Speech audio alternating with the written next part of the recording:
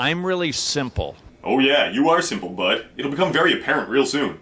So as an engineer, a numbers guy, tell me, why do math equations always come up with a consistent answer? Because they're always constant in this universe. That's right, there's constants. But what makes them constant?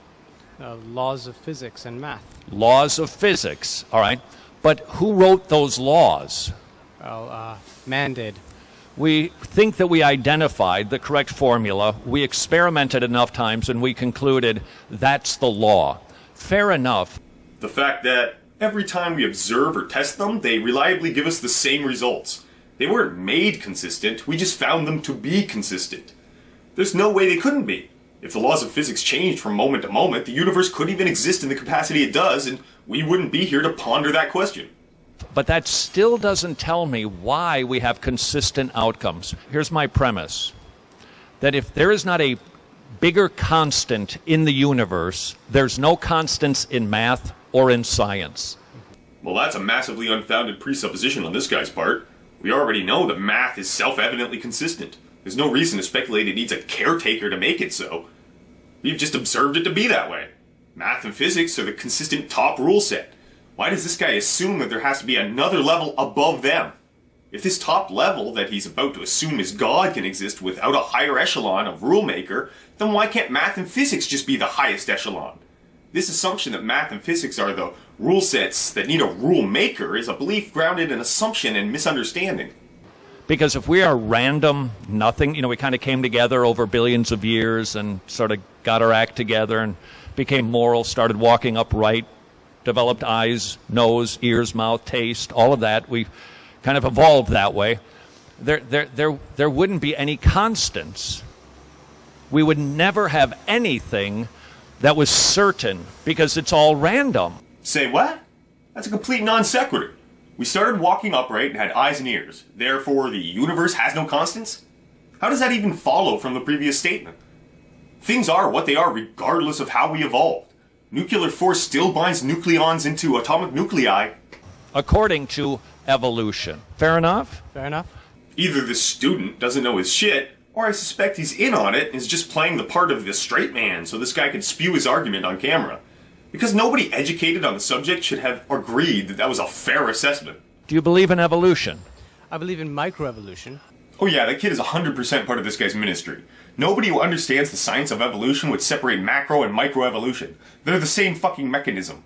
Microevolution. What's the difference between micro and macro? Macro is that we are descendants essentially from fish, and we actually grew, the fish grew legs, then we evolved into humans. Okay. Microevolution is that depending on where we lived, such as different climates, we adapted, we changed. Because hundreds of thousands of years ago, we did not know how to actually process meat.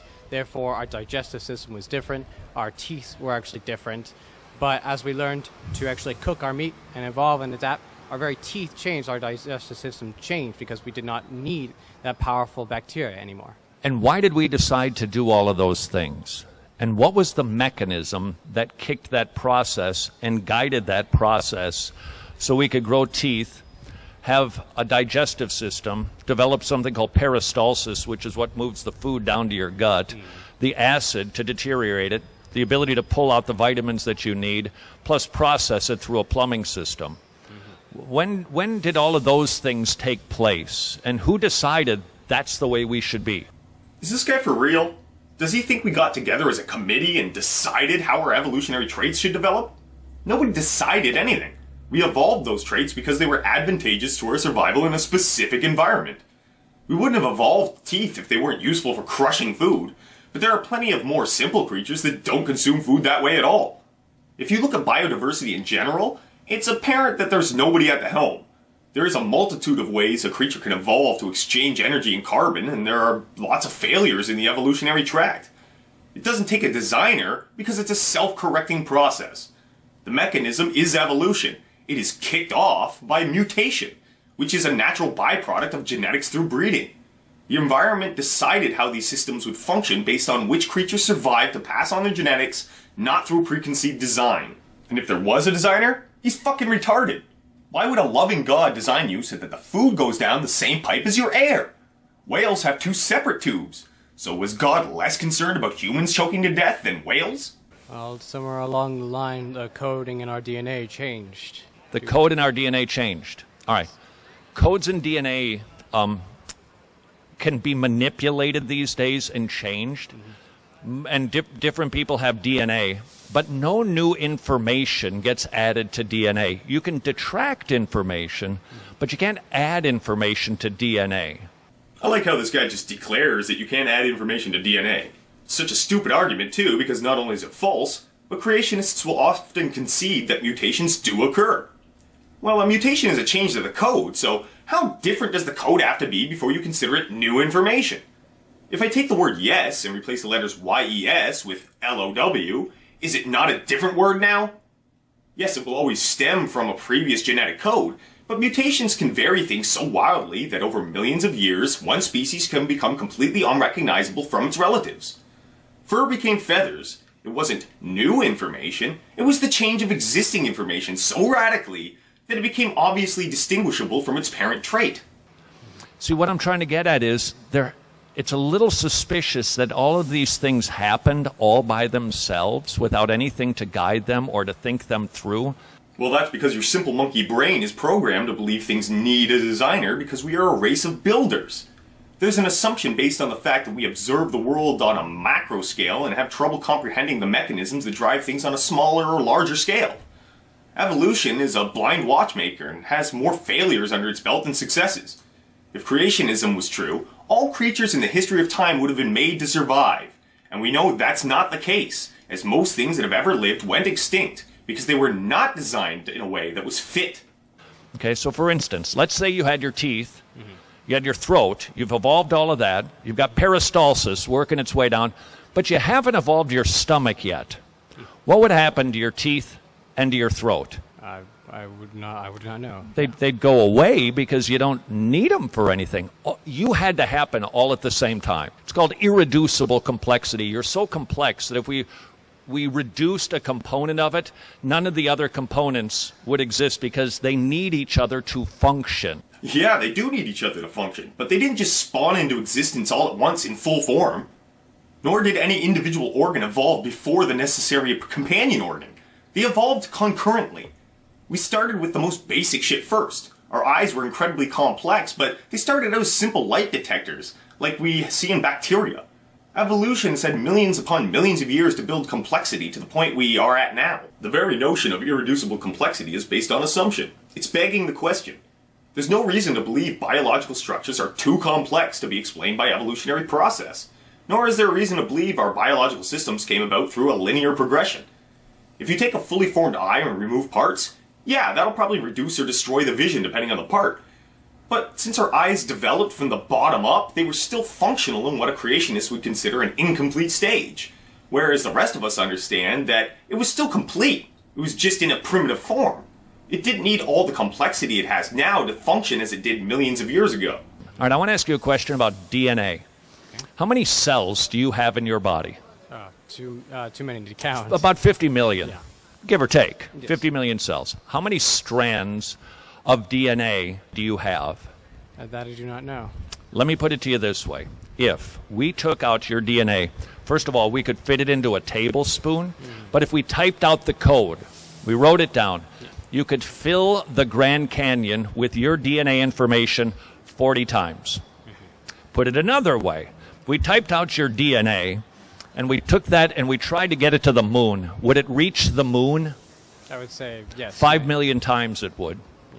That is a lot of organized information. It's too complex to have happened all by itself. Again with the presuppositions based on absolutely nothing. Just because you're too dumb to wrap your head around the complexity doesn't mean it required a designer. You're arguing the semantics of scale as well. The amount of information does not imply that evolution was incapable, especially when talking about such incomprehensible timescales. I mean, if you were physically able to fold a piece of paper 47 times, the thickness would reach the moon. That tells us absolutely nothing relevant, and neither does the amount of data in a DNA strand. Just like the sunglasses you're wearing, you don't believe that those just happen. They evolved kind of a nose thing, and then they got darker, and then there's a sun. You go, that's not really logical. And I don't think it's logical to suggest that we happened all by ourselves. I think somebody made you. Now that is, by far, the most ignorant dipshit argument against evolution a person can present. We know glasses were made by people. That is not an apt comparison, and you fucking know it. Glasses don't fucking evolve, they are built. You need genetics to have descent with modification. An inanimate object does not qualify. Anyone with an IQ above 30 should comprehend the difference.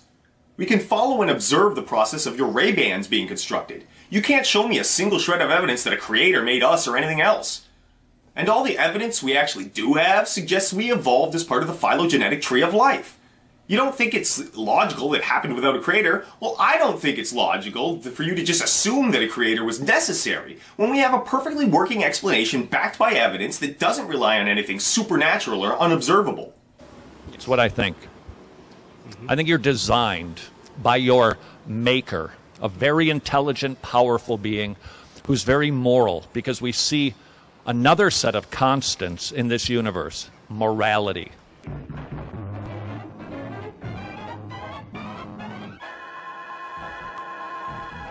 Wow, way to jump the shark on your bullshitting. Morals are clearly not a constant. Interpretations of what is moral varies wildly from place to place and person to person. Even Christian morality contradicts itself constantly. The fact we have various schools of ethics shows that morals are just opinions people have about behaviors. There is no objective standard. We all have to decide what constitutes what is good. The secular humanist idea of morality focuses on the minimization of suffering, which seems like a logical metric, but is not objectively the metric. It's just one of many that people can choose from. The morality of Abrahamic religions revolves more around obedience. They actually glorify suffering as a virtue. To them, following the rules is more moral than utilitarian results. The Thugis of India that once worshipped Kali believed that death and destruction were moral, as destroying old things made way for new things. Now that moral standard is clearly in juxtaposition to most moral standards, but it still existed. You can claim that there is an objective morality and that these other people just don't comprehend what it is, and it needs to be discovered, but nobody has yet to demonstrate what this objective moral code is or should be beyond a reasonable doubt. So to claim that morality is objective and constant is to delusionally place your opinion on the same boat as demonstrable facts. I asked a young man earlier, would you be willing to tell me it's always wrong to beat up a small child? No, yes. Why? Because children, for the most part, are innocent. All right, but what if I said, I don't think they are. I like beating up small children. I think it's good to beat up small children. How can you tell me I'm wrong? Well, by standards that have been set forth by religion for centuries, that is immoral. Well, that could be. That religion has kind of written some of those things down. But if there is not a moral constant behind them, then it's just one set of people telling another people what to think. Yeah, that is what morals are, bud. It's just a rule set for controlling society and mitigating behaviors that destabilize said society.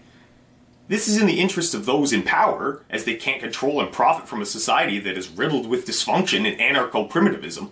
So morals are both a tool of control and cooperative effort to ensure that our lives go smoothly. It's in our best interest too. I don't want to be killed. You don't want to be killed. So we agree that it should be illegal to kill. No deities are necessary to come to that logical conclusion. I also find that when people argue for an objective morality, they always go for the most agreeable example they can come up with. You agree that murder is wrong, right? Or in this case, you wouldn't beat up a child. That toddler had it coming, by the way. They avoid moral quandaries that are less cut and dry, but what if it's Macaulay Culkin from The Good Son? It's hard to imagine a scenario where you'd have to use that sort of force to detain a child, but what if the kid has Werner syndrome and has the body of a 40-year-old bodybuilder? Morality changes with the details of the situation, so the only moral constant is the general consensus of the time. Yes. Right? Yes. So I think the moral constant in this universe is God himself. Mm-hmm. That's why we know that it is wrong to beat up small children, to punch somebody in the face. We know that's wrong, but the reason we even know about the concepts of right or wrong is because God is the standard of right and wrong. The standard of right and wrong comes from the will of mankind. It is backed up by our consensus as logical people who can determine what behaviors benefit or hinder us. It doesn't need to be passed down from on high. The golden rule predates Christianity. People understood these concepts before organized religion. And quite frankly, in my opinion, the biblical idea of morality is vastly inferior to the secular morals we have developed ourselves. This God fellow is a terrible moral authority. Thou shalt not murder is the 6th commandment. The first 4 are all about sucking God's dick.